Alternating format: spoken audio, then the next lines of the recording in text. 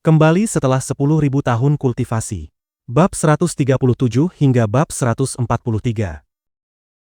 Bab 137. Bersujud dalam kepatuhan penuh. Kali ini, sejak datang ke Shape City dan melihat wajah asli keluarga kakeknya yang begitu dingin dan licik, Zhao Qianru merasa benar-benar muak terhadap mereka.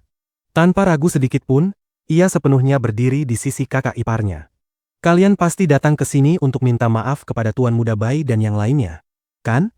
Dulu kalian begitu sombong, sekarang baru tahu rasa takut. Wei yang mencibir dengan dingin sambil menggelengkan kepala penuh ejekan.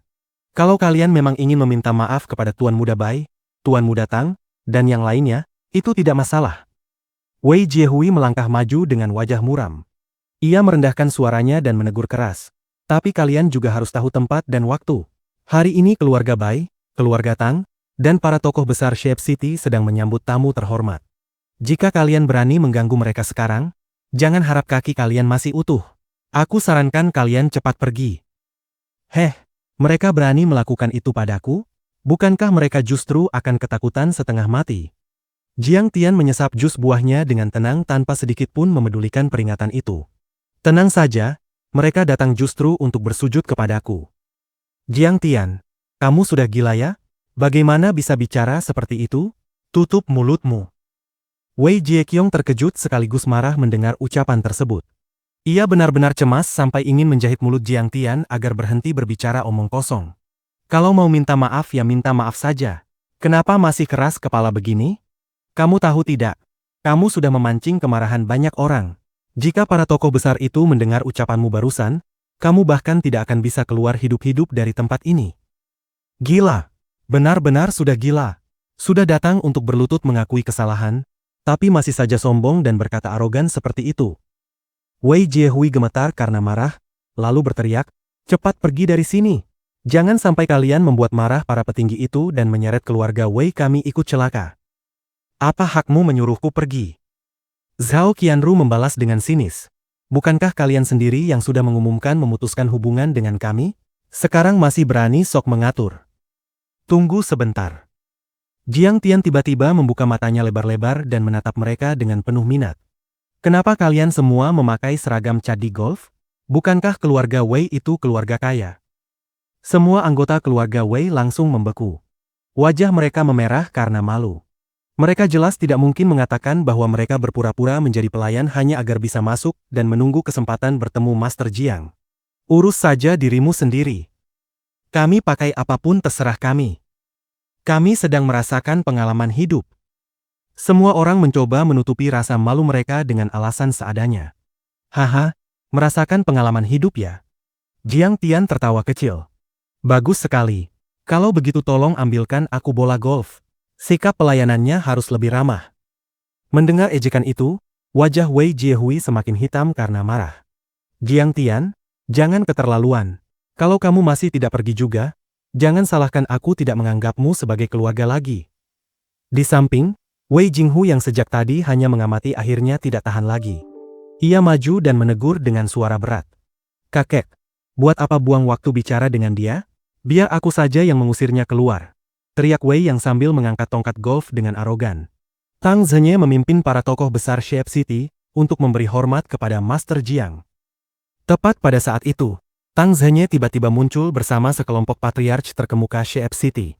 Mereka berjalan cepat ke arah Jiang Tian, lalu membungkuk serempak dengan sikap sangat hormat.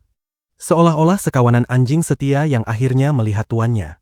Dalam sekejap, seluruh dunia seakan membeku. Angin berhenti bertiup. Matahari terasa tak lagi bergerak.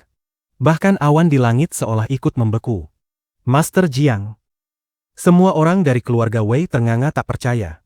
Para tokoh besar yang biasanya bisa menutupi langit dengan satu tangan, kini justru berdiri di depan Jiang Tian dengan tubuh membungkuk dan penuh rasa hormat. Bukankah Jiang Tian hanyalah menantu tak berguna? Bagaimana mungkin ia menjadi Master Jiang yang ditakuti seluruh Shape City? Apa dia benar-benar Master Jiang? Wajah Wei Jieqiong berubah pucat. Tubuhnya terasa dingin seperti disiram air es. Dengan suara dentang, tongkat golf di tangan Wei yang terjatuh ke tanah. Dia benar-benar Master Jiang. Kaki Wei Jiehui langsung melemas. Matanya membelalak ngeri seolah bola matanya hampir terlepas. Wei Jinghu merasa kepalanya berdengung. Tekanan darahnya melonjak, hampir membuatnya pingsan. Siapa yang mengizinkan kalian datang? Bukankah aku sudah bilang jangan mengganggu? Jiang Tian menatap dingin ke arah para tokoh Shape City, lalu melirik Red Leaf dengan tidak senang. Red Leaf langsung maju dengan panik dan membungkuk. Master Jiang, mereka bersikeras datang. Junior benar-benar tidak bisa menghentikan mereka. Tang Zhenye segera maju dengan wajah penuh ketakutan. Di jamuan hari itu, anak saya yang bodoh telah menyinggung Master Jiang. Bai Chou Fei, Tiemin Emperor, dan yang lainnya saat ini sedang berlutut di luar gerbang untuk meminta maaf sekali lagi. Mendengar itu, seluruh keluarga Wei benar-benar terkejut sampai hampir tak bisa bernapas. Bai Chou Fei, Tiemin Emperor, dan Tang Xiaoze, semua tuan muda teratas Shape City, sedang berlutut memohon ampun? Tak diragukan lagi, Jiang Tian benar-benar Master Jiang yang menekan seluruh Jiangnan. Oh begitu? Kalau begitu biarkan mereka terus berlutut. Ekspresi Jiang Tian tetap tenang. Ia menarik tangan Zhao Sueking dan berjalan santai menuju lapangan golf. Pada saat itu, hati Wei Jinghu dipenuhi penyesalan yang luar biasa. Ia sama sekali tak menyangka bahwa menantu yang dulu ia anggap remeh ternyata adalah Master Jiang yang legendaris. Jika saja dulu ia memperlakukan Jiang Tian dengan baik, bukankah keluarga Wei sekarang sudah melesat ke puncak kejayaan? Tidak. Kesempatan ini tidak boleh dilewatkan. Wei Jinghu menggertakkan gigi dan segera mengejar Jiang Tian. Ia membungkuk dengan wajah penuh senyum palsu. Menantuku. Bagaimana kalau malam ini kalian menginap di rumah? Bagaimanapun kita tetap keluarga. Namun sebelum Jiang Tian sempat menjawab, Zhao Qianru sudah menyela dengan sinis. Kakek, bukankah hari itu kalian sendiri yang memutuskan hubungan dengan kami? Sekarang setelah tahu kakak iparku adalah Master Jiang, baru ingin mendekat? Bukankah sudah terlambat? Zhao Sueking juga berkata dingin. Hari itu kami datang membawa banyak hadiah. Tapi apakah keluarga Wei memberi kami sedikit pun muka? Wei Jinghu tertawa canggung. Waktu itu aku sedang bingung. Master Jiang, bagaimanapun kita tetap keluarga. Tolong bermurah hati. Sudahlah, Jiang Tian berkata ringan. Elder Wei memang berniat baik. Hanya saja aku sedang sibuk akhir-akhir ini. Mungkin lain kali saja. Mendengar itu, Wei Jinghu seolah mendengar suara surga. Baik, baik sekali. Pintu rumah kami akan selalu terbuka untuk Master Jiang. Di luar gerbang lapangan golf, matahari siang begitu terik. Suhu hampir mencapai 40 derajat. Namun Tang Xiaoze, Bai Chou Fei, Tiemin Emperor, dan para tuan muda lainnya tetap berlutut tanpa berani bergerak. Tang Xiaoze bahkan masih mengenakan gips di kakinya. Setiap kali berlutut, lukanya terasa robek kembali, membuatnya meringis kesakitan. You Xianya juga berdiri di antara kerumunan, menonton dengan hati bergetar. Ia benar-benar penasaran, siapa sebenarnya orang yang membuat para tuan muda setinggi ini sampai harus berlutut memohon ampun. Setelah lebih dari setengah jam, iring-iringan mobil mewah perlahan keluar dari lapangan. Ketika mobil Bentley perak melintas, kaca jendelanya terbuka sedikit. Sebuah tangan putih mulus terjulur keluar dengan tenang. Seketika, para tuan muda yang berlutut itu seperti mendapat pengampunan. Mereka terengah-engah bersyukur dan roboh lemas di pinggir jalan. You Xianya menatap ke dalam mobil dengan rasa ingin tahu. Meski hanya melihat setengah wajah dan kaos putih sederhana, jantungnya tiba-tiba berdegup kencang. Jangan bilang. Itu dia. Namun sebelum ia sempat berpikir lebih jauh, suara dingin Tang Xiaoze terdengar. Elfe Fen, You Xianya. Tatapannya penuh kebencian. Keluar dari South of the Vive Ridges. Mulai sekarang, jangan pernah muncul lagi di hadapanku. Bai Chou Fei menyeringai kejam. Keluar begitu saja? Terlalu mudah. Ia melambaikan tangan. Patahkan kaki dua sampah ini. 7 atau 8 pengawal berbaju hitam segera menerjang maju. Tongkat menghantam tubuh, disertai jeritan dan tangisan memilukan. Suara itu bergema lama di atas akustik Tide Mountain. Bab 138, Fisik King R. Setelah menemani Zhao Sueking bersantai selama 2 hari, Jiang Tian akhirnya berhasil mengumpulkan seluruh bahan yang diperlukan untuk membangun formasi. Tak lama kemudian, ia kembali ke Lin Prefekture dan mulai memasang formasi pengumpul roh di Villa Raja nomor 1. Namun kali ini, Jiang Tian membawa serta Hong Ye, Su Wenjie, serta beberapa ahli Feng Shui dan praktisi Saturn Faction lainnya untuk membantu pekerjaannya. Bagi para master seni tersebut, hal ini bukanlah beban. Sebaliknya, Mereka justru merasa bahwa membantu Jiang Tian merupakan kehormatan besar yang sulit didapatkan. Setelah bekerja keras selama 1 minggu penuh, semua bahan formasi akhirnya habis digunakan, dan formasi pengumpul roh pun berhasil diselesaikan dengan sempurna. Di atas meja besar, terpajang inti besi genjin, kuali ilahi kayu hijau, kristal es dingin, inti iblis kera putih, serta tanah tebal Xuan Huang. Kelima unsur, logam, kayu, air, api, dan tanah, telah berkumpul lengkap, memancarkan gelombang energi yang sangat kuat. Kelima harta ini akan menjadi inti dari mata formasi. Sekarang saatnya mengaktifkan F.A.Li. Jiang Tian memandang kelima benda langka itu dengan tatapan penuh kepuasan, lalu menghela napas panjang. Di bawah tatapan penuh harap dari semua orang, Jiang Tian mulai menanamkan satu persatu kelima harta tersebut ke dalam inti formasi, kemudian menghubungkannya dengan bahan-bahan pendukung yang telah dipenuhi rune. Tiba-tiba, tanah bergetar ringan. Formasi pengumpul roh akhirnya aktif. 5 pilar cahaya muncul dari 5 titik inti formasi dan melesat lurus ke langit. Cahaya keemasan, hijau, putih, merah, dan kuning bersinar menyilaukan, menjulang lebih dari 100 meter seperti mercusuar raksasa. Pada saat yang sama, aliran energi spiritual mulai mengalir dari segala arah, bagaikan tentakel tak kasat mata yang menyelimuti seluruh area villa. Luar biasa. Ini benar-benar menakjubkan. Formasi yang benar-benar mengguncang dunia. Tak pernah kusangka teknik formasi Master Jiang begitu mendalam dan hebat. Hong Ye, Su Wenjie, Tao Fang, dan para master lainnya tercengang. Mereka hampir tak berani mempercayai apa yang mereka saksikan. Perlahan-lahan, energi spiritual yang semakin banyak berkumpul membentuk kabut putih tebal yang menyelimuti villa, membuat tempat itu tampak seperti kediaman para dewa. Energi spiritual ini seperti kabut yang hampir mengembun menjadi hujan. Ya Tuhan, ini bahkan setara dengan tempat latihan para immortal di zaman kuno. Hong Ye dan yang lainnya menarik napas dalam-dalam.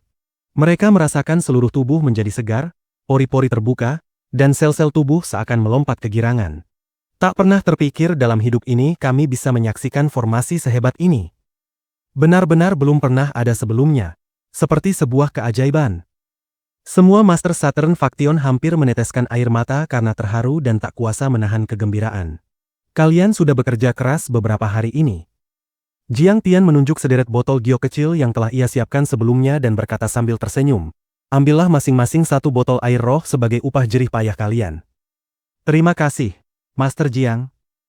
Hong Ye, Su Wenjie, dan yang lainnya tak mampu lagi menahan rasa hormat mereka. Satu persatu berlutut dan bersujud penuh rasa terima kasih. Air roh ini adalah harta tak ternilai. Bahkan uang jutaan atau puluhan juta pun tak bisa membelinya. Setetes saja sudah cukup membantu mereka meningkatkan kultivasi. Setelah mereka mengambil bagian masing-masing dan pergi, Zhao Xueqing keluar dari kamar dalam. Matanya berbinar melihat pemandangan di sekelilingnya. Jiang Tian, formasinya sudah selesai. Ia bisa merasakan sendiri keajaiban formasi ini. Hanya dengan berdiri di dalamnya, pikirannya terasa jernih dan tubuhnya dipenuhi semangat baru. Sudah selesai. Jiang Tian mengangguk puas lalu tersenyum lembut. Xueqing, malam ini aku bisa mulai mengajarkan teknik kultivasi kepadamu. Benarkah? Mata indah Zhao Xueqing langsung bersinar. Wajahnya penuh kegembiraan seperti anak kecil yang mendapatkan hadiah. Ia tak pernah benar-benar ingin menjadi kuat demi dirinya sendiri. Ia hanya ingin bisa berdiri sejajar dan berjalan berdampingan dengan Jiang Tian. King Er, sebelum mulai berkultivasi, aku harus memeriksa fisikmu terlebih dahulu.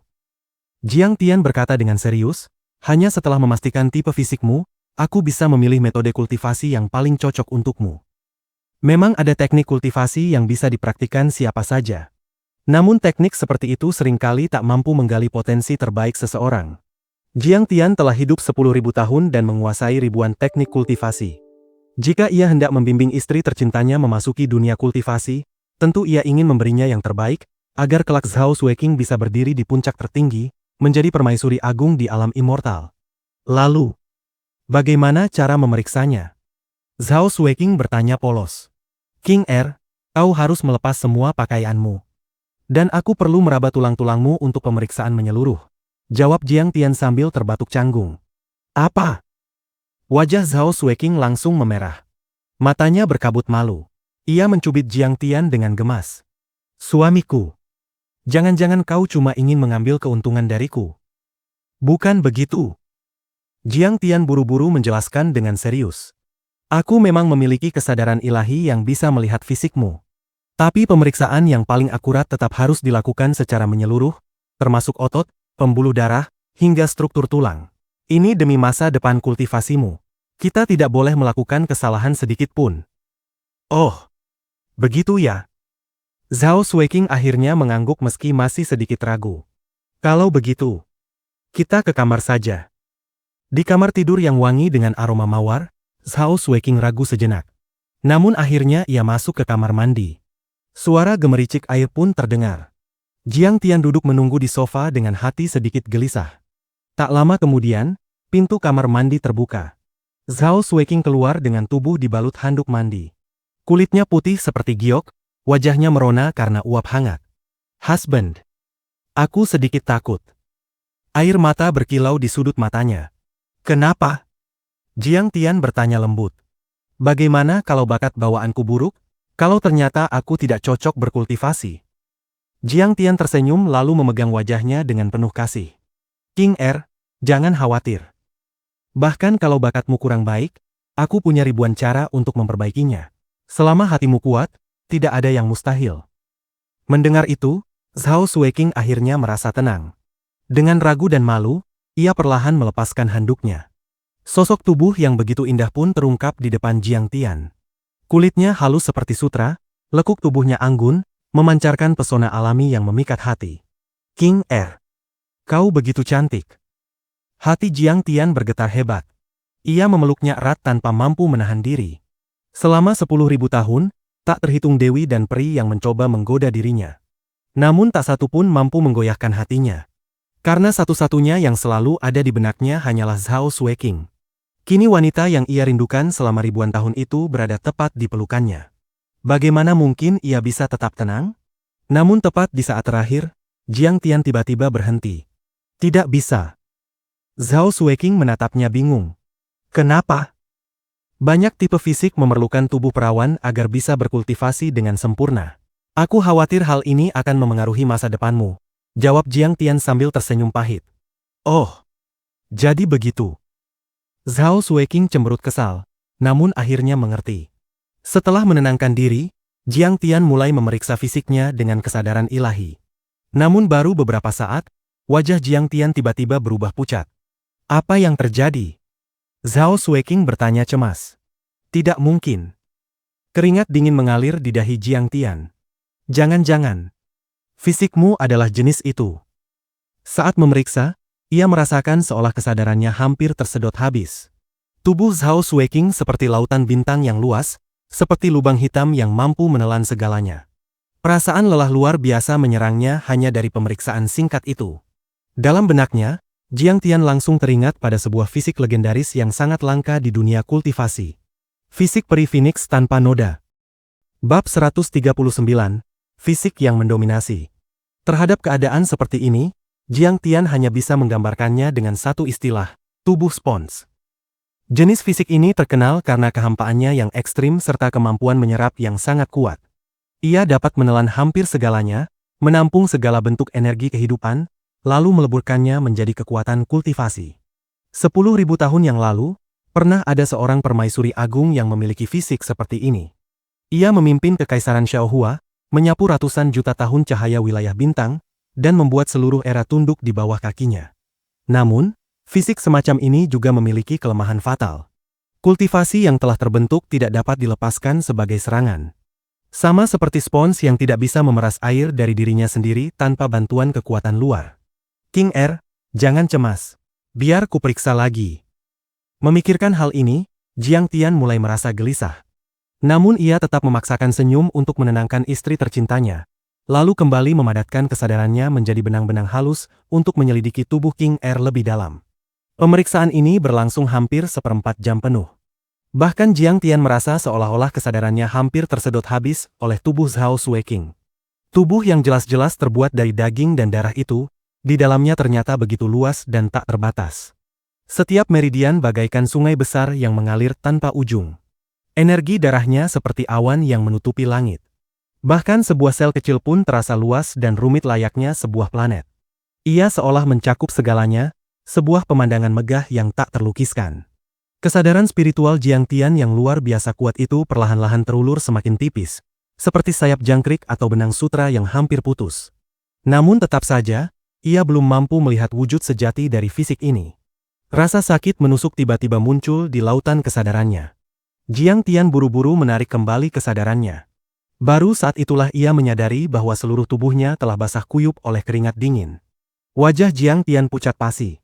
Tubuhnya terasa lemah, dan matanya tampak kosong tanpa fokus. "Suamiku, kau tidak apa-apa." Zhao Sueking segera menghampiri dengan wajah penuh kekhawatiran. Ia mengambil handuk basah dan dengan lembut menyeka keringat di wajah Jiang Tian. "Aku tidak apa-apa." Nada suara Jiang Tian terdengar lemah dan berat. Matanya kosong seakan kehilangan tenaga. Pada titik ini, meskipun ia enggan mengakuinya, Jiang Tian terpaksa menerima kenyataan. King Er benar-benar memiliki fisik peri Phoenix tanpa noda, sebuah fisik legendaris yang jarang muncul sekali dalam 10.000 tahun. "Suamiku, apakah aku bisa berkultivasi?" Zhao Sueking membalut tubuhnya dengan handuk, menatap Jiang Tian dengan penuh kegelisahan. "Fisikmu sangat istimewa," jawab Jiang Tian dengan suara serak. Meski kenyataannya pahit, ia tetap harus mengatakannya. Setelah mendengar penjelasan Jiang Tian, Zhao Sueking terdiam seperti tersambar petir. Butuh waktu lama sebelum akhirnya ia tersenyum getir. Air mata mulai bergetar di matanya. "Jadi maksudmu, aku tidak bisa menjadi sepertimu?" Secara teori, memang seperti itu. Jiang Tian menundukkan kepala dengan ekspresi berat. Wajah cantik Zhao Sueking berubah pucat. Tubuhnya bahkan hampir tak mampu berdiri tegak. "King Er, jangan bersedih. Aku pasti akan menemukan jalan." Jiang Tian segera menopangnya dengan cemas. Namun Zhao Sueking hanya menggeleng pelan. Ia berusaha menahan tangis, tetapi air mata tetap jatuh membasahi pipinya. "Aku tidak ingin menjadi beban untukmu. Aku ingin bisa berdiri di sisimu, bertarung bersama denganmu." "Benar." Mata Jiang Tian tiba-tiba menyala terang. Seolah menemukan secercah harapan, ia bergumam pada dirinya sendiri. Permaisuri Xiaohua juga memiliki fisik seperti ini. Tapi mengapa dia bisa menjadi Immortal Monarch dan menguasai seluruh era? "Benar. Bukankah kau bilang dia sangat kuat?" Zhao Sueking langsung bersemangat kembali. Jiang Tian mulai berjalan mondar-mandir di kamar, memegang rambutnya sambil tenggelam dalam ingatan masa lalu. "Aku ingat sekarang. Dulu di benua Jiu Xiao, ada cerita bahwa ia menggunakan ramuan spiritual bernama bunga peri abadi untuk menyempurnakan pil khusus, lalu mengembangkan akar tulang baru." Zhao Sueking menatap Jiang Tian dengan mata penuh harapan. Melihat Jiang Tian begitu cemas memikirkan dirinya, hatinya terasa hangat dan tersentuh. "Itu dia, bunga peri abadi." Tiba-tiba Jiang Tian menggenggam bahu Zhao Sueking dengan penuh semangat. Analogi sederhananya begini. Tubuh spons ini seperti pasien gagal jantung. Begitu dipasangi alat pacu, darah akan mengalir deras, dan kultivasi pun bisa dilepaskan. "Jadi, selama kita menemukan bunga peri abadi itu, aku bisa berkultivasi seperti orang normal?" tanya Zhao Sueking dengan mata berbinar.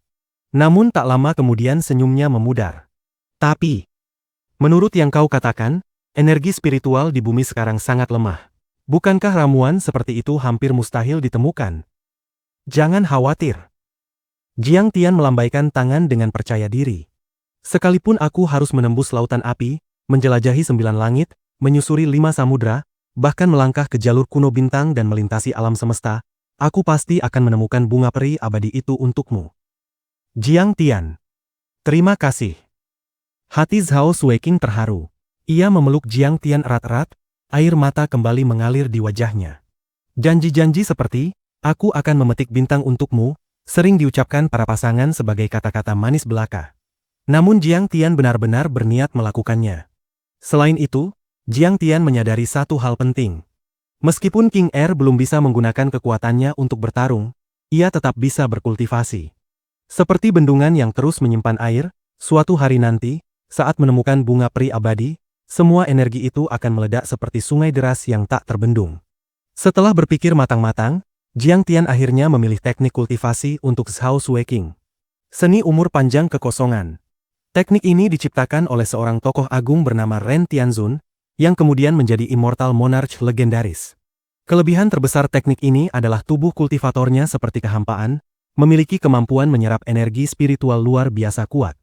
Sangat cocok dengan fisik King Air yang bagaikan spons raksasa. Selain itu, teknik ini juga mampu memperkuat tubuh, memperpanjang umur, bahkan memungkinkan seseorang hidup hingga ribuan tahun. Bagi Jiang Tian, ini adalah pilihan paling sempurna.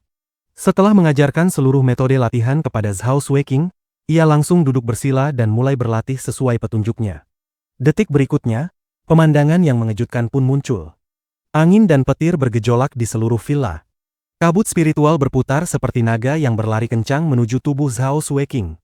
Energi spiritual putih pekat masuk melalui celah pintu dan jendela, menembus ke dalam tubuhnya, mengalir menuju lautan Qi, lalu berubah menjadi kekuatan vital yang melimpah. Zhao Xueqing duduk tegak dengan mata terpejam. Aura suci terpancar dari tubuhnya, seolah seorang dewi baru saja turun ke dunia fana. Bahkan kaca jendela sampai pecah karena tekanan energi yang begitu dahsyat. Gila! Ini terlalu mengerikan. Jiang Tian yang menyaksikan dari samping sampai tercengang. Pemandangan seperti ini bahkan tidak pernah muncul saat ia sendiri berkultivasi seni penciptaan kekacauan. Fisik King Air benar-benar luar biasa mendominasi. Di halaman villa, angin menderu, pepohonan bergoyang hebat. Kabut spiritual bertabrakan hingga memunculkan kilatan petir kecil di udara.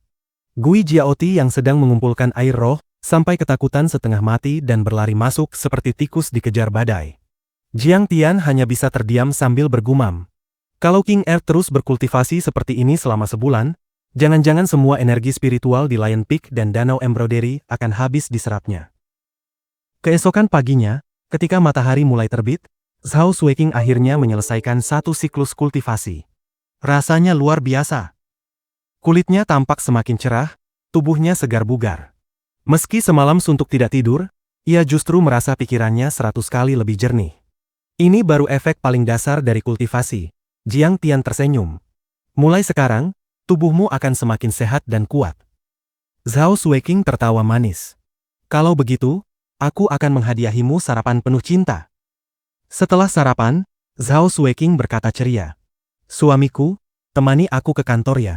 Aku sudah terbiasa ada kau di sampingku.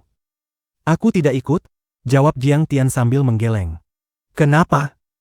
Karena semalam, semua energi spiritual malah mengalir ke tubuhmu dan sama sekali tidak masuk ke tubuhku.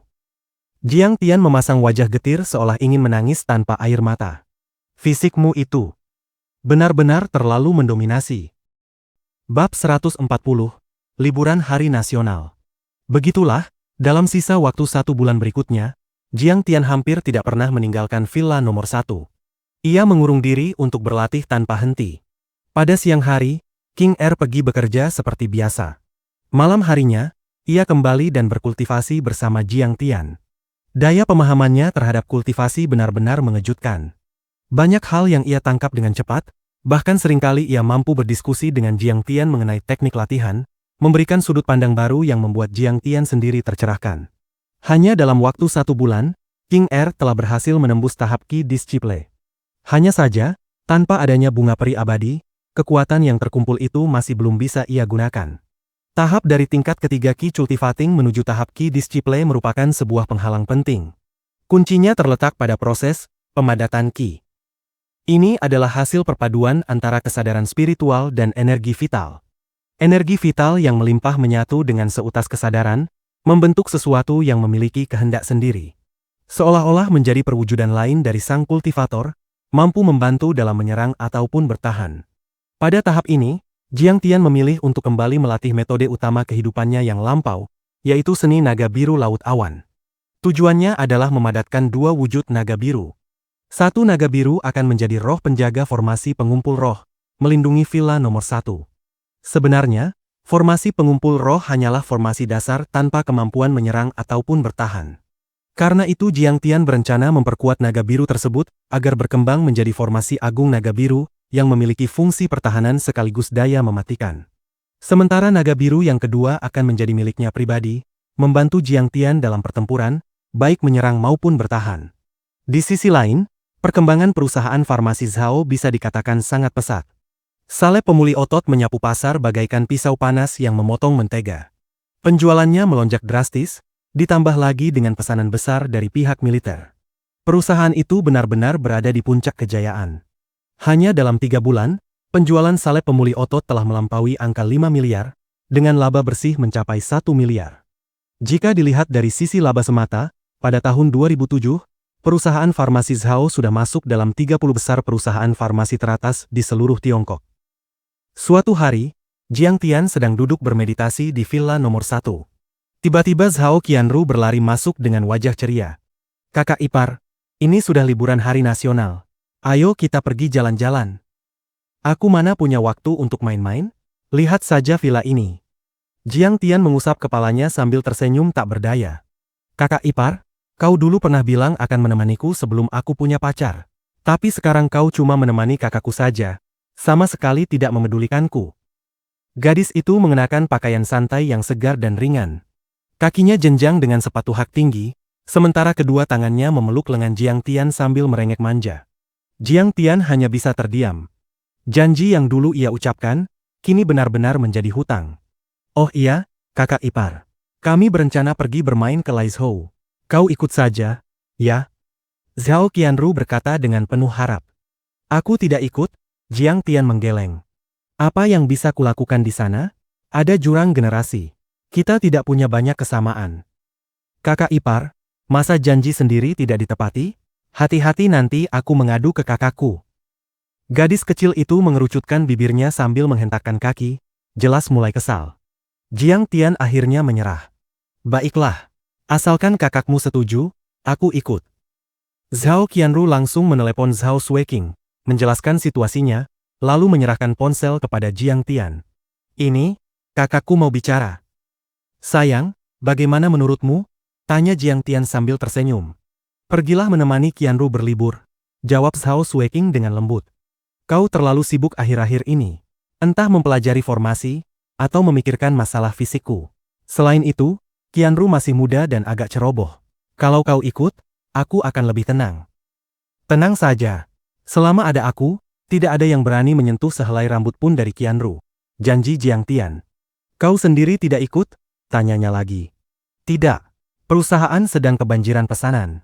Aku benar-benar tidak bisa pergi," jawab Zhao Shueqing dengan nada menyesal. Saat itu, Shen Lei kebetulan datang. "Jiang Tian, kalian mau pergi kemana?"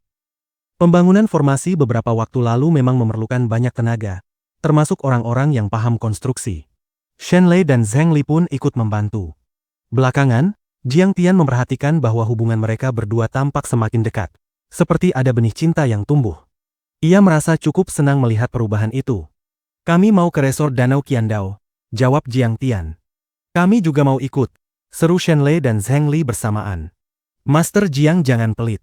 Ajak kami sekalian." Jiang Tian tertawa. "Baiklah. Kalian juga sudah bekerja keras. Besok kita berangkat bersama."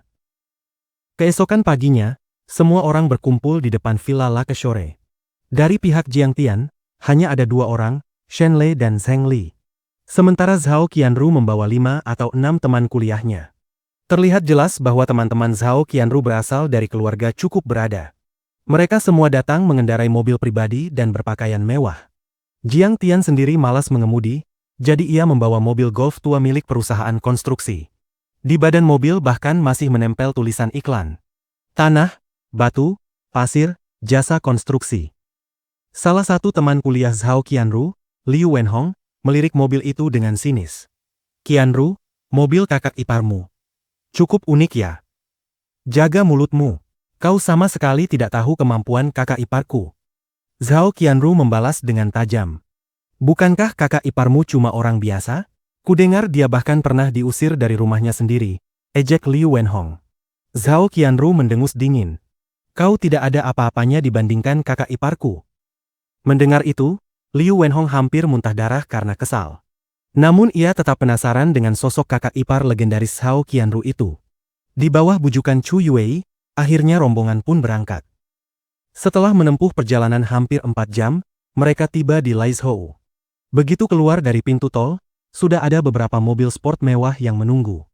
Lamborghini, Maserati, BMW X5. "Ya ampun, semuanya mobil mewah," seru Chu Yue dengan mata berbinar. Shen Lei juga terkejut. Jelas orang-orang yang datang menjemput ini bukan orang sembarangan. Liu Wenhong merasa sangat bangga. Ia turun dari mobil dan berjabat tangan dengan seorang pemuda yang tampak sebagai pemimpin rombongan. Saudara Fen, terima kasih sudah repot-repot menjemput kami. Haha, karena sepupumu adalah Tang Xiaoze, tentu saja aku harus memberi muka. Jawab pemuda itu sambil tertawa. Mendengar nama Tang Xiaoze, Chu Yue langsung terkejut. Tang Xiaoze. Bukankah itu salah satu tokoh besar Shape City? Ia mulai menyadari bahwa latar belakang Liu Wenhong ternyata jauh lebih kuat dari yang ia kira. Pemuda bernama Fen itu melirik ke arah mobil Jiang Tian dengan tatapan meremehkan. Siapa orang di mobil jelek itu? Itu kakak ipar Zhao Qianru. Hanya orang biasa, jawab Liu Wenhong. Pemuda itu tersenyum sinis. Laizhou adalah wilayahku. Di sini, aku bisa mempermainkannya sesukaku. Tatapan licik melintas di matanya. Sepertinya, perjalanan liburan kali ini tidak akan berjalan semulus yang dibayangkan. Bab 141. Tidak bisa tidur bersama seperti ini. Mobil tidak masuk ke pusat kota, melainkan keluar dari jalan lingkar tol dan langsung menuju kawasan wisata Danau Seribu Pulau yang terletak di pinggiran Laizhou. Danau Seribu Pulau memang sudah lama terkenal sebagai tempat wisata. Kini, kawasan itu telah disewa oleh sebuah perusahaan investasi pariwisata dan dikembangkan menjadi proyek besar yang menggabungkan real estate, wisata, liburan, serta hiburan. Begitu mereka keluar dari area parkir, tampak seorang pemuda tinggi tampan berdiri di pintu masuk resor, ditemani seorang manajer dan seorang mandor. Saudara Nan, kenapa kau repot-repot keluar sendiri? Melihat pemuda itu muncul, bahkan Liu Wenhong sedikit terkejut. Ia segera maju, menjabat tangan dengan antusias, lalu memperkenalkan kepada semua orang. Ini adalah General Manager Resor Danau Seribu Pulau, Bai Tianan. Kalian pasti pernah mendengar tentang sepupunya, Albopictus Bai Choufei. Sepupu Bai Choufei. Wenhong, kau ternyata mengenal orang sepenting itu. Katanya Albopictus dan bintang besar Kuoji sudah lama bersama. Itu benar, ya? Zhao Qianru dan teman-teman lainnya langsung terkejut dan mulai berdiskusi dengan penuh semangat. Nama-nama seperti Kuoji dan Bai Choufei sering muncul di berita gosip, dikaitkan dengan istilah seperti bintang, tuan muda kaya, kalangan elit, dan CEO tiran. Hal-hal semacam itu awalnya terasa sangat jauh dari kehidupan mereka, tetapi kini tiba-tiba muncul tepat di depan mata. Wenhong, aku sudah mendengar tentangmu dari sepupumu. Albopictus dan tuan muda Tang juga sedang berada di sini hari ini untuk membicarakan bisnis, kata Bai Tianan sambil tersenyum. Benarkah? Liu Wenhong begitu gembira sampai kedua tangannya gemetar. Sepupunya juga datang? Bagus sekali. Dengan begitu, ia bisa menunjukkan kekuatannya kepada teman-temannya. Bagaimanapun juga, itu adalah Tang Xiaoze, tuan muda nomor 1 di Shape City. Ini semua teman sekelasku. Ia ingin memperkenalkan satu persatu kepada Bai Tianan. Namun meski baru berusia sekitar 25 atau 26 tahun, aura Bai Tianan sangat besar dan sikapnya cukup sombong. Ia sama sekali tidak berminat mengenal mereka, dan langsung memotong, baiklah, nanti saja berkenalannya. Sekarang kita masuk dulu. Setelah berkata demikian, ia langsung berbalik dan berjalan masuk ke dalam resor. Semua orang merasakan sikap meremehkan itu, tetapi tak ada yang berani protes. Bagaimanapun juga, status keluarga Bai terlalu tinggi untuk mereka bandingkan. Begitu memasuki area resor, semua orang langsung terpesona. Di atas danau Seribu Pulau yang luas, terdapat lebih dari selusin pulau kecil yang dipenuhi pepohonan hijau rimbun. Pulau-pulau itu terhubung dengan jembatan kaca. Di setiap pulau terdapat villa-villa mewah dan berbagai fasilitas hiburan. Air danau yang jernih memantulkan cahaya matahari. Di kejauhan, yat putih meluncur di atas permukaan air, disertai sorak-sorai kegembiraan. Itu apa? Parasut layar? Aku pernah memainkannya waktu liburan ke Penang. Chu Yue berjalan di jalan setapak berbatu sambil berseru kagum. Sebuah speedboat melaju cepat, menarik dua gelombang putih di belakangnya. Di atasnya terdapat parasut layar, dan dua wisatawan tergantung di bawah parasut itu, berteriak kegirangan. Bai Tianan berjalan di depan sambil memperkenalkan dengan bangga. Resor kami mencakup 13 pulau kecil dan sebagian garis pantai. Ada hotel mewah dengan lebih dari 200 kamar, 5 villa kelas atas, serta puluhan villa biasa. Selain itu, setiap pulau memiliki program hiburan berbeda. Pulau nomor 1 untuk CS nyata, panjat tebing, dan olahraga ekstrim lainnya. Pulau nomor 2 adalah arena balap, mensimulasikan sirkuit F1. Pulau nomor 3 memiliki klub yacht satu-satunya di South of the Fife Ridges. Bahkan pernah dipakai dalam pesta kemewahan. Kami juga punya 3 restoran kelas atas. Lobster Australia, abalon berkepala 2, hingga kaviar Dongyang, semuanya diterbangkan langsung ke sini. Mengagumkan. Mendengar penjelasan itu, para gadis sudah tak bisa menyembunyikan kegembiraan mereka, bahkan para pria pun ikut terpukau. Chu Yue sengaja merapikan kerah bajunya, memperlihatkan sedikit bagian putih, lalu maju dengan nada manja. Saudara Tianan, investasi tempat ini pasti besar sekali, ya? Investasi awal 500 juta. Tahap berikutnya akan ditambah lagi 1 miliar untuk membangun villa-villa tepi danau. Jawab Bai Tianan dengan nada ringan. Keluargamu benar-benar luar biasa. Investasi sebesar ini jelas lebih kuat daripada banyak keluarga kaya di Jiangbei. Puji Liu Wenhong dengan kagum. Kau keliru lagi. Bai Tianan berkata dengan nada serius, memang 500 juta awal dibiayai keluarga Bai kami. Tetapi investasi selanjutnya akan dibiayai bersama oleh Kamar Dagang South of the Fife Ridges yang dipimpin oleh Master Jiang. Master Jiang? Kamar Dagang South of the Fife Ridges? Itu apa? Banyak orang tampak bingung. Bahkan Liu Wenhong yang biasanya cukup tahu banyak juga menggeleng. Kalian berasal dari Lin Prefekture, tapi bahkan tidak tahu nama Master Jiang dan Kamar Dagang Jiangbei. Bai Tianan memandang mereka dengan heran. Dalam hati ia berpikir, tampaknya latar belakang keluarga Liu Wenhong dan teman-temannya memang tidak setinggi itu. Master Jiang adalah orang dari Lin Prefekture kalian sendiri. Dengan nada penuh hormat, Bai Tianan berkata, di Putri Bluewale, ia mengalahkan ahli Xing Shanhu hanya dengan 1 pukulan dan menundukkan seluruh provinsi Jiangbei. Bahkan Tuan Feng Ye Gufeng pun tunduk kepadanya dan memanggilnya, Ayah Baptis Jiangbei. Kemudian ia juga menaklukkan South of the Fife Ridges. Kini hampir semua tokoh besar Shape City menghormatinya. Kekuatan semacam itu benar-benar melampaui langit. Namun tiba-tiba ia merasa telah berbicara terlalu banyak. Bai Choufei pernah memperingatkannya agar tidak menyebarkan informasi tentang Master Jiang sembarangan. Ia segera menghentikan topik itu dan berkata, Wenhong, ikut aku ambil kartu kamar dulu. Istirahat sebentar lalu bermainlah sesuka kalian. Nanti aku akan kembali menemani. Setelah Liu Wenhong dan Bai Tianan pergi, semua orang masih tertegun. Bahkan Zheng Guangsha pun tunduk padanya. Sehebat itu, Master Jiang pasti seorang kakek tua yang sangat kuat. Semua orang saling berbisik penuh kagum. Chu Yue tanpa sadar melirik Jiang Tian. Mungkinkah Master Jiang itu adalah Jiang Tian? Namun di detik berikutnya, ia langsung menggeleng. Tidak mungkin. Orang ini dulu hanya seorang pemuda gila. Sekarang paling-paling hanya penipu kecil. Menipu di Jiangbei saja mungkin, tapi bagaimana mungkin bisa menipu orang-orang di Jiangnan? Saat upacara keluarga Tang dulu, ia memang pernah menyaksikan sesuatu, tetapi semakin dipikir, semakin terasa mustahil. Bagaimana mungkin ia menerima kenyataan bahwa Jiang Tian tiba-tiba melonjak begitu tinggi? Setelah makan siang, semua orang kembali berkumpul. Liu Wenhong membagikan kartu kamar. Villa yang lebih bagus diberikan kepada Zhao Qianru, Chu Yue, dan yang lain. Sementara Jiang Tian, Zheng Li, dan Shen Le hanya ditempatkan di hotel biasa. Kamar mereka berada di lantai dasar, lembab, dan jarang terkena sinar matahari, jelas diperlakukan sebagai tamu kelas bawah. Saat semua orang berkumpul lagi di lobi, Liu Wenhong tersenyum licik. Paman Jiang, bagaimana kamar yang kuatur? Lumayan, kan?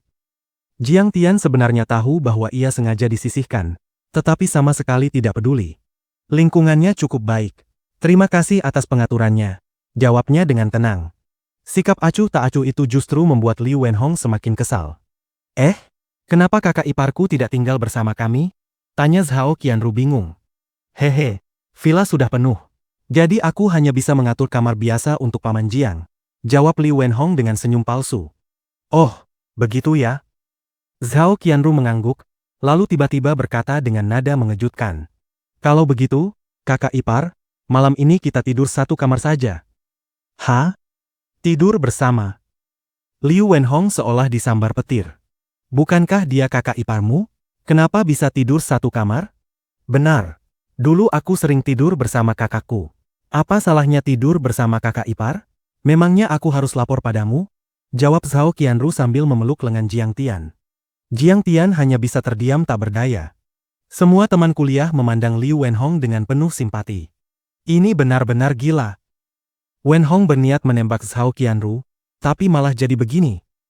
Kasihan sekali. Wajah Liu Wenhong berubah hijau dan putih bergantian. Setelah lama terdiam, ia berkata dengan suara serak, "Tidak masalah. Ayo kita makan dulu." Di restoran prasmanan bergaya barat, Zhao Qianru duduk di samping Jiang Tian sambil berkata pelan, "Kakak ipar, maaf ya. Dia terus menggangguku, jadi aku terpaksa memakai namamu sebagai tameng."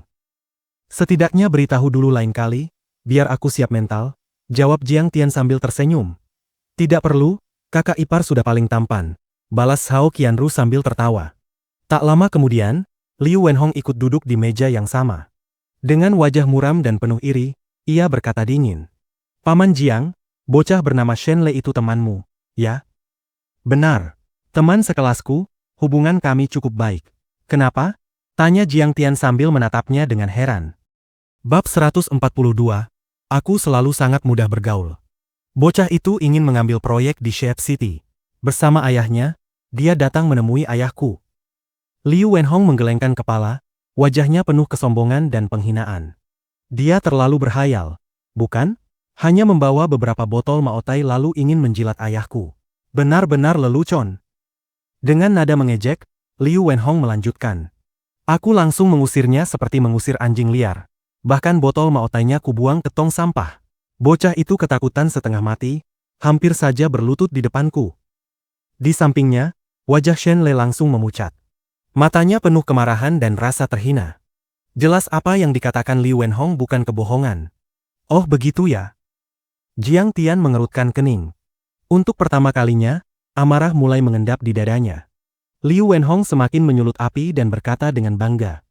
"Namun sekarang aku tahu kau punya hubungan dengan dia, jadi aku merasa agak kurang sopan. Kalau dia masih ingin mengerjakan proyek itu, suruh dia dan kau datang memohon pada ayahku. Tak perlu membawa hadiah, aku bisa membujuk ayahku agar berlapang dada."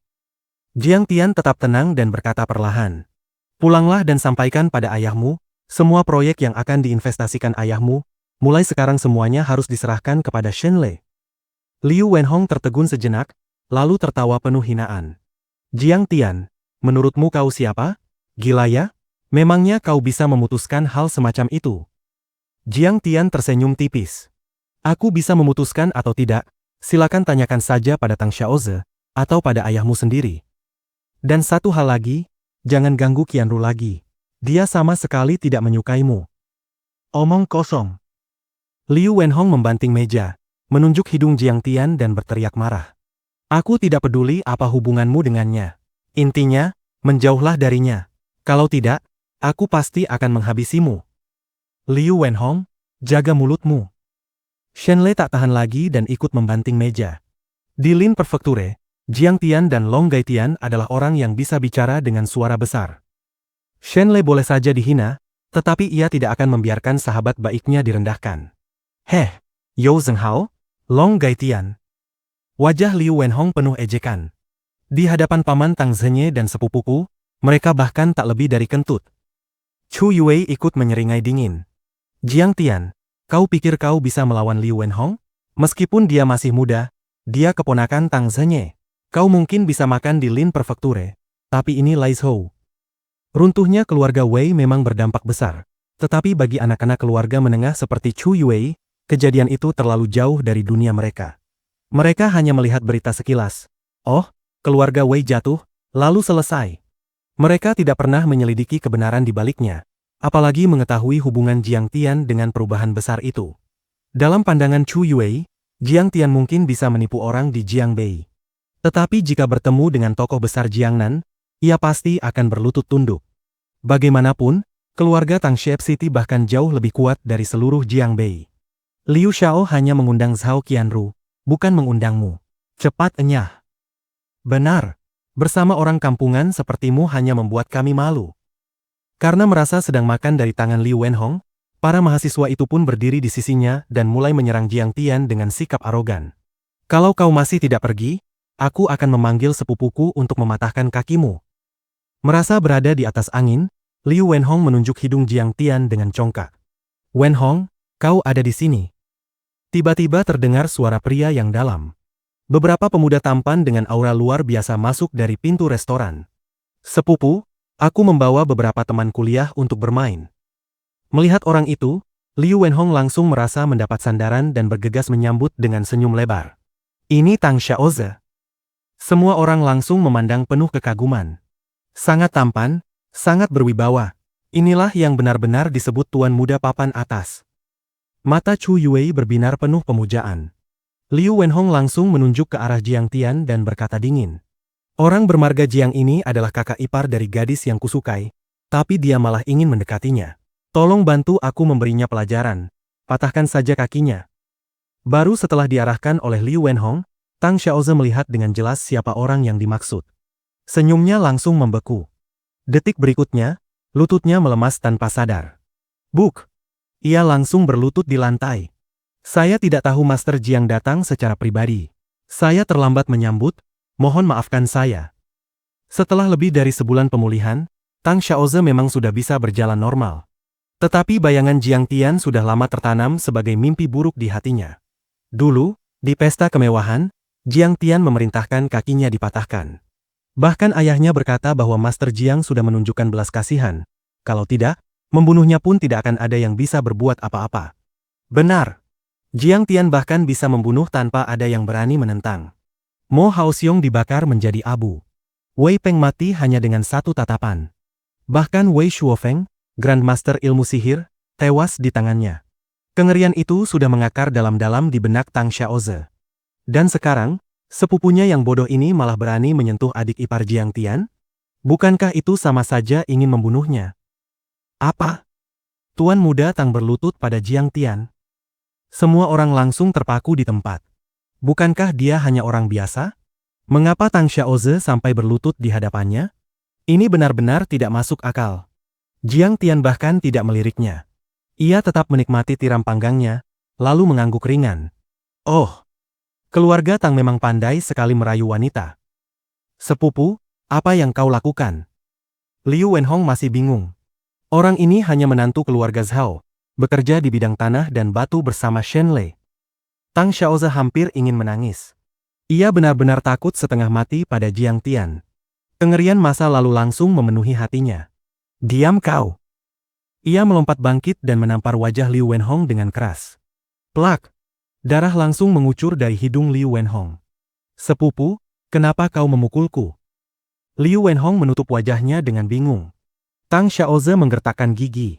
Kau anjing bodoh! Berani bicara seperti itu pada Master Jiang. Lalu ia buru-buru berjalan ke depan Jiang Tian, membungkuk hormat. Master Jiang, adik sepupu saya mulutnya kotor. Mohon Anda memaafkannya. Semua orang semakin bingung. Bagaimana mungkin Tang Xiaoze sampai merendah seperti ini pada Jiang Tian? Hanya Chu Yue yang akhirnya mengerti. Keringat dingin langsung membasahi punggungnya. Ternyata Jiang Tian adalah Master Jiang yang mereka bicarakan. Ternyata dia bukan hanya membuat keluarga Tang menghormatinya, melainkan menekan seluruh South of the Viverid Guest sampai para tuan muda papan atas gemetar ketakutan. Baiklah, jangan sebarkan kabar ini. Jangan ada orang lain datang. Aku hanya ingin menemani adik iparku bermain 2 hari. Jiang Tian melambaikan tangan dengan acuh. Baik, baik. Saya akan mengatur semuanya. Tang Xiaoze terus membungkuk lalu mundur perlahan. Namun tiba-tiba, suara Jiang Tian terdengar lagi. Liu Wenhong ini sudah berkali-kali tidak sopan padaku. Bunuh saja dia. Nada suaranya sangat datar, seolah hanya sedang menghancurkan seekor semut. Laksanakan. Tang Xiaoze langsung berbalik dan berteriak pada para pengawal. Kalau tidak membunuhnya, yang mati justru mungkin dirinya sendiri. Baik. Beberapa pengawal segera menyeret Liu Wenhong yang sudah ketakutan seperti ayam kayu keluar. Master Jiang, saya salah. Mohon ampuni saya sekali ini. Liu Wenhong meronta dan memohon dengan air mata bercucuran. Namun Jiang Tian tetap makan tanpa berkata apapun, bahkan tidak meliriknya. Ah, sakit. Tak lama kemudian, 2 jeritan menyayat hati terdengar dari luar, lalu hening mengerikan. Chu Yue gemetar ketakutan. Ia berjalan mendekat dengan suara bergetar. Jiang Tian, maafkan aku tadi. Jangan tegang. Karena kalian teman sekelas Qianru, berarti kalian temanku. Aku selalu sangat mudah bergaul. Jiang Tian mengangkat gelas anggur dan tersenyum tipis. Namun para mahasiswa itu justru semakin ketakutan. Pergilah menemui kakakmu. Membunuh tanpa berkedip. Raja Iblis Besar. Mereka semua memalingkan wajah, tak ada yang berani menatap Jiang Tian lagi. Setelah makan malam, Jiang Tian dan Zhao Qianru pindah ke villa terbaik di tengah danau. Shen Lei juga dipindahkan. 8. Kakak ipar benar-benar luar biasa. Mulai sekarang tak ada lagi cowok yang berani menggangguku. Di kolam renang terbuka villa, Zhao Qianru berenang sambil tertawa riang. Begini juga tidak baik. Aku lihat ada dua pemuda tampan di sana, ujar Jiang Tian santai sambil membaca buku pengobatan. Mana bisa dibandingkan dengan kakak ipar. Kalau mau cari, aku hanya akan cari pria seperti kakak ipar. Jiang Tian hanya bisa menggeleng sambil tersenyum pahit. Adik ipar ini benar-benar sudah kena racun. 2 hari berikutnya, Jiang Tian, Zhao Qianru, Zheng Li dan yang lain bermain dengan sangat gembira di resor Danau Seribu Pulau. Namun dalam perjalanan pulang, Chu Yue dan teman-temannya tampak muram dan diam. Mereka memandang Jiang Tian dengan penuh kewaspadaan. Jiang Tian sama sekali tidak memedulikannya. Dalam hati ia berpikir tenang. Selanjutnya seharusnya tidak ada urusan lain. Fokus berkultivasi, secepat mungkin menembus tahap 4 dan memasuki pertengahan Key Cultivating Stage. Sudah waktunya kembali ke Kabupaten Chayenne untuk melihat-lihat. Ia menatap pemandangan yang melintas di luar jendela. Kilatan dingin muncul di matanya. Orang-orang Jiang family yang dulu menindas orang tuaku. Semoga kalian sudah siap untuk mati. Bab 143, Terobosan Formasi. Sial, kenapa aku selalu bertemu Master Jiang? Ini benar-benar sial sekali. Jangan-jangan nasibku memang seburuk ini. Setelah mengantar Jiang Tian sampai pintu tol, Tang Xiaoze mengusap keringat dingin di dahinya sambil berkata dengan wajah penuh ketakutan. Tuan Muda Tang, mungkin sebaiknya Anda mulai percaya pada Buddha. Mungkin itu bisa membantu. Di sampingnya, Bai Tianan berpikir sejenak lalu menyarankan dengan ekspresi serius. Benarkah begitu? Tentu saja. Selama Anda benar-benar percaya pada Buddha, mungkin Anda tidak akan bertemu lagi dengan Raja Neraka Hidup itu, jawab Bai Tianan. Kalau begitu aku akan percaya. Seolah melihat secercah harapan, Tang Xiaoze menangkupkan kedua tangannya dengan khusyuk dan berkata penuh hormat. Demi Buddha, mulai hari ini aku akan berhenti main perempuan, berhenti makan daging dan minum arak, tidak akan bicara sembarangan lagi, dan akan tulus menyembah Buddha. Satu-satunya doaku adalah, semoga aku tidak pernah bertemu Jiang Taichu lagi seumur hidupku. Beberapa hari terakhir, hidup Fu Lanjun benar-benar hancur berantakan. Setelah pertunangannya dibatalkan oleh keluarga Tang, posisinya sebagai wakil ketua klub wanita terhormat juga dicabut habis-habisan. Tanpa dukungan keluarga Tang, penjualan produk Junzi Orchid miliknya pun terus merosot. Ia kini seolah menjadi bahan tertawaan terbesar di seluruh Lin Prefektur. Fu Lanjun seperti kehilangan seluruh semangat hidupnya. Ia tidak bisa makan, tidak bisa tidur, dan terus mengalami insomnia parah. Di benaknya selalu muncul bayangan tentang Jiang Tian. Tentang saat kencan buta dulu, ketika Jiang Tian dengan lugu memberinya boneka Winnie the Pooh. Saat itu ia melempar boneka itu ke wajah Jiang Tian dan menyebutnya kodok yang ingin memakan daging angsa. Ekspresi pria itu penuh keheranan, seolah kehilangan jiwa. Lalu di upacara murid keluarga Tang, ia melihat Jiang Tian menerima penghormatan keluarga Tang, dipuja puluhan ribu orang, sementara dirinya bahkan tidak layak mendapat sekilas pandang.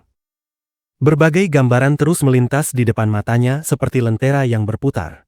Matanya kosong, jarang bicara, bahkan orang tuanya mulai curiga apakah ia sudah menjadi gila. Dalam beberapa bulan terakhir, berat badannya turun lebih dari 10 kilogram.